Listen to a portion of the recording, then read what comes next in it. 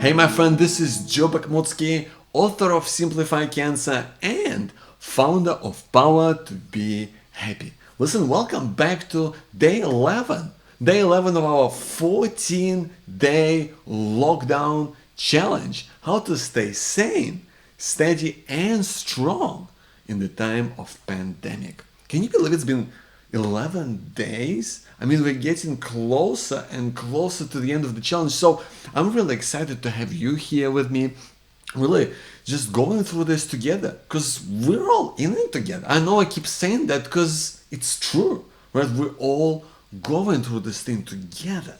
And we're having to deal with uncertainty, with worry, with freaking out. And so today's topic is how do we get on top of panic? How do we deal with that?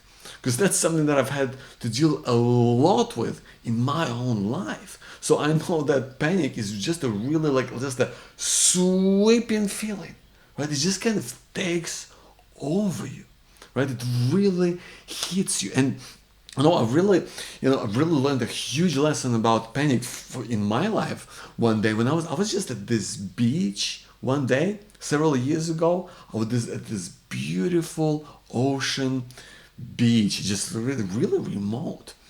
I was just in the middle of nowhere, and it was a beautiful day. Like the sun was shining, and the waves were just gently rolling about. So I'm going into the ocean and kind of slowly walking in. I mean, I haven't really been in the ocean much before, kind of just more in the bay. But so this was my time in the ocean. I was going to enjoy it. So I just slowly walk in and I let the waves just really roll over me. I just walk in a bit deeper and deeper. And then I go, I better just lie on my back, which I do. And I just put myself out there and I'm looking at the sun. And it's magical, And then I feel that something starts to change. I can't really explain what it was, but it was just a feeling that something was changing. So I kind of go try to get up and stand, and I noticed that my feet are not really, I can't touch the ocean floor anymore.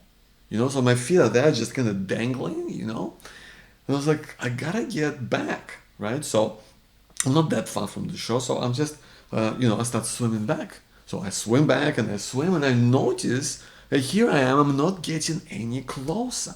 Like I'm not getting closer to the shore. So I'm like, what's going on? I gotta try harder. So, I start going at it harder and I notice that I'm not getting any closer.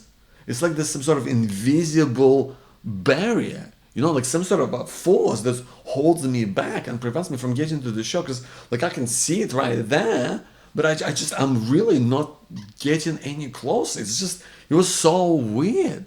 And now I can see that this something is happening. The weather's changing. This kind of storm is picking up. Like the waves are getting bigger, right? And this one just smacks me in the face, and my mouth is just filled with water. I'm going like, what do I do now? So I really start panicking. I start freaking out because here I am. I'm really struggling to get back now. I'm putting all of my effort in, and still, I'm going swimming like crazy, and I'm not getting any closer, right? I'm really panicking now, and I start screaming, "Help! Help! Somebody help me!" And all of a sudden there was this surfer that just comes out of nowhere, and he helps me onto the surfboard, and he just kind of gently guides me to the shore. And just when I kind of recovered, because it was all it was all so frantic, I'm sitting there and he tells me, "Look, it was the rip that got you this underwater current, right? And you don't want to fight it, right? You don't want to go straight to the shore because it's just gonna take you away. You don't want to fight it. You want to use this current to go sideways and use the current to get to the shore that way." And that was a huge kind of lesson for me, right? Because there's this idea of trying to control things that we can't control instead of really trying to go with the flow to get to where you want to. And I think that's such a huge thing when it comes to panic. Because, for me, I'm just, I've had panic attacks since I was probably like 13, right? So, and by now you're probably thinking, like, he's had cancer, he's got anxiety, he's got like this super annoying personality. Like, what else have you got going on? I know it's a lot to take. So seriously, I want to give props up to my wife for putting up with this. Could you imagine like seeing like all of this every single day and having to put up with that? So, so I've been through a lot of anxiety and panic attacks in my life. And what I've really noticed is that whenever I get this panic, it just kind of comes over me.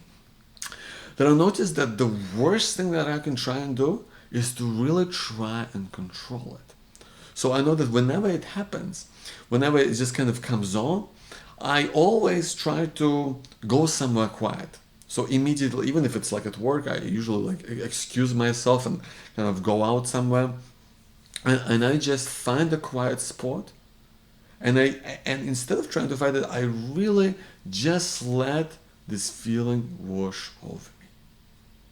I really imagine that this is, when you are panicking, imagine that this is a wave. Imagine it's a wave that comes to you. But imagine that you are just standing and you're letting the wave hit you and letting it just wash over you. Like, it's not gonna sweep you away, just let it wash over you. And when you do that, the next thing I want to tell you is going to be really annoying, but I will. So take a deep breath and keep on breathing. Keep a steady rhythm. I try to breathe with my tummy, This really helps me to keep it steady and to keep my body relaxed. I know it's really annoying because everyone says take a deep breath, and there's not like a magical solution, but it really does help. So once you let this thing wash over you, once you kind of just try to say to yourself, this is a wave, it's just gonna wash over me, I'm just gonna let it go, and try to get a steady breathing going. That's what I do.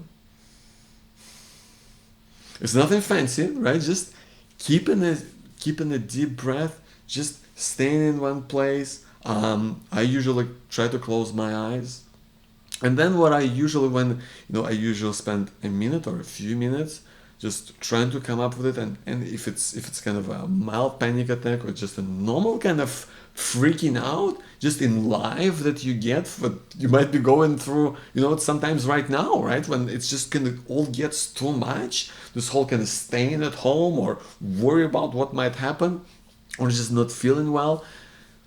When I like to do that, when I go through and kind of let the initial panic, the initial wave kind of hit me and let it pass, and can just breathe to come down a little, I also like to just break it apart with my body.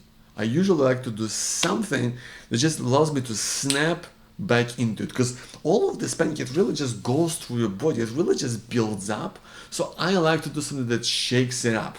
Like, so for me, I try to do just 3 quick jumps and a clap. So this is what I do. I know it looks silly, but honestly, this is what helps me. So I don't know what that could look like for you. Like for you, this could be maybe doing 10 push-ups, or I don't know what you do, or maybe just like going around the house. I don't know what you do, but do something physical that will kind of break it all apart. So I hope this has helped you. I'll put kind of more detail into the worksheet. As always, it's a PDF right below this video. Please do that for yourself, because this is a challenge. Remember, we're challenging ourselves.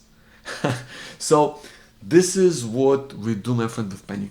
Don't fight it. Don't let it. Don't try to control it. Just let it hit you. Let this wave hit you. Let it wash over you. Keep your breath steady, and then just break it apart with something physical, hopefully quick and physical, that kind of help you snap out of it.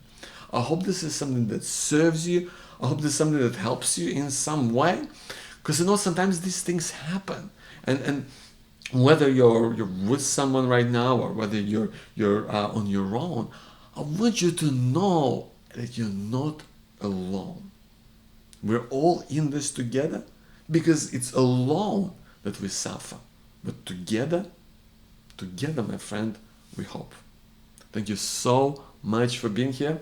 I'll see you tomorrow.